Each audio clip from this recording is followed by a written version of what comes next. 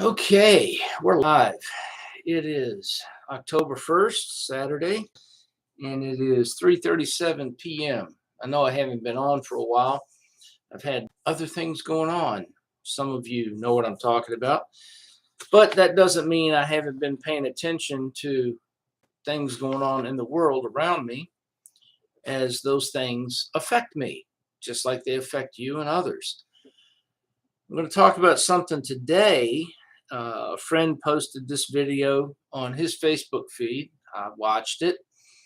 I've seen similar videos before, but this one is, I think, pretty good, and it's not very long, so it's something you can watch, and it should get your antenna up and looking around. It's I'll include it in the comment section under the video so you can look at it yourself, and a couple of articles that I looked up just to support what I'm going to talk about here. So you don't, some of you already know, but for the others, especially liberals, so they don't think I'm just making this stuff up. Jordan Peterson is being interviewed by somebody with Canadian News about what's going on with the Dutch farmers and what's now going on in Canada. And if you think it's not heading our way, then you're just deluding yourself. This idea that people are buying up farmland who are not farmers, and this idea that farmers, especially in Canada and the Netherlands, are being put out of business by the government. Now, ostensibly, the government's saying that, well, we're doing this, global climate change. And that's the overarching umbrella that covers all of this. Just as the title of my video implies, is this just another crazy conspiracy theory? Because I know there are those of you out there who just like to think that, me and people like me, well, crazy conspiracy nuts, except that everything we've warned you about over the past several years has come to pass. And yet, rather than apologize to us, or rather than start paying attention to what's going on around you, you just become more focused and more laser-like with the blinders on to not seeing what's going on around you. You just refuse to accept it. You know what? Maybe I was wrong about that. Or maybe Floyd had a point. Or maybe that guy had a point. Maybe I should start paying better attention. You've got things going on. Now, you got to read the news about the Netherlands. I'm not going to go into it in detail here. You can look it up yourself if you care to, if you really want to educate yourself. And when I say that, I'm pointing at you, Mr. and Mrs. Liberal, who just refuse to accept the world that's going on around you. If you don't see it on the evening news, or your favorite activist or actor doesn't tell you about it, then it's not real in your opinion.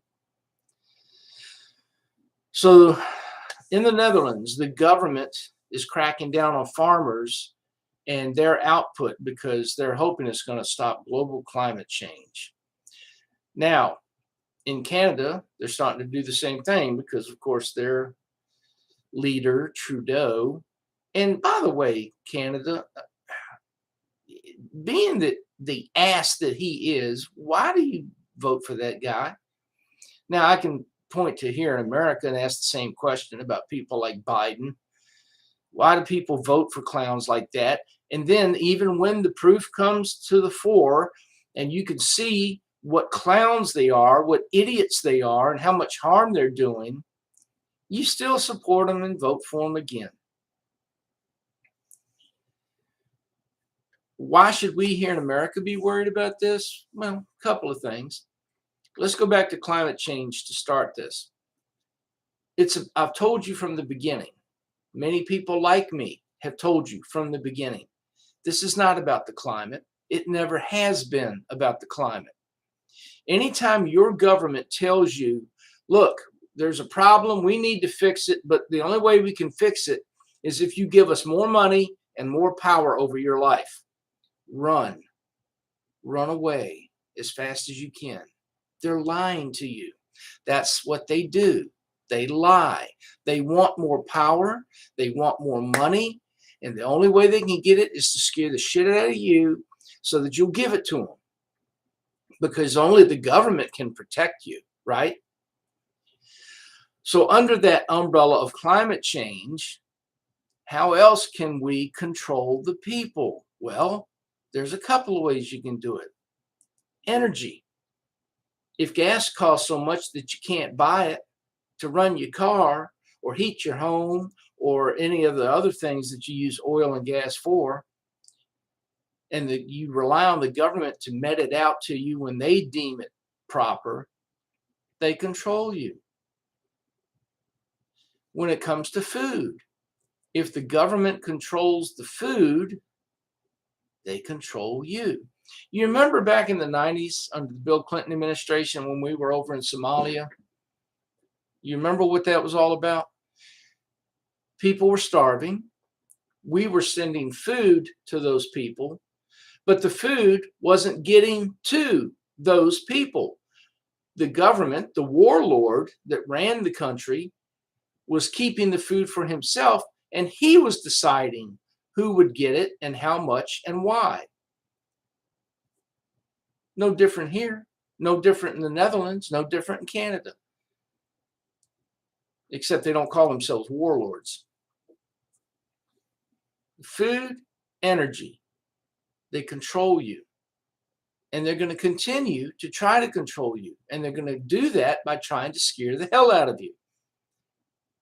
And you, rather than actually look at facts, rather than think for yourself, you fall for this crap every time. The government and the media that have a long, long history of lying to you continue to lie to you. And yet, you believe them. You think I'm the crazy one because I don't believe them, even though they have a history of lying to us. My question to you, Mr. and Mrs. Liberal, or even you few conservatives and libertarians out there who might fall for this crap. How many times does someone have to lie to you before you stop believing them? How many times does someone or something have to be wrong before you stop believing it? I mean, seriously, what is it going to take to get through to you? Now, one of these articles I'm talking about, and you'll excuse me if I lose eye contact with you for a minute because I'm going to be looking at these articles. Yahoo Finance, and this is just one of many. It's just the first one I found, I picked out from September 19, 2022. Headline: Bill Gates is buying up yet more farmland in a food crisis. Russell Brand discusses the billionaire's emerging farmland monopoly. Russell Brand, of course, is the British comedian slash philosopher slash activist who makes videos about things like this. So you can click on the link when I put it in there and you can see what I'm talking about. But why would, let's think about that. Bill Gates, why would Bill Gates be buying up farmland? Now, this is the guy, and you can find these articles as well. You can find the videos of him saying this. He's the guy who wants to stop overpopulation of the planet. We need to get rid of people. We need to stop having so many people infest this planet. Gosh, how can we do that? Well, of course, he's tried to do it through various means, not the least of which is vaccines. But if he owns farmland and he decides not to allow farming to be done on those farmlands that he owns, I wonder if that would have any effect on the food supply. Then you have the Chinese government. This is American military news. This is from July of 2021. China is buying billions with a B. China is buying billions in U.S. farmland, and lawmakers are scrambling to try to stop them. Really? Do you believe that? I don't. because some of those politicians, some of your lawmakers that you voted for are going to benefit from it. You think they're not getting any kickbacks? They're not getting any money? Your lawmakers don't do anything that doesn't benefit them. Wake up. And with Joe Biden in office, a wholly owned subsidiary of the Chinese Communist government, do you think he's going to do anything about it? You think he's not benefiting from this somehow or hopes to benefit from it in the future?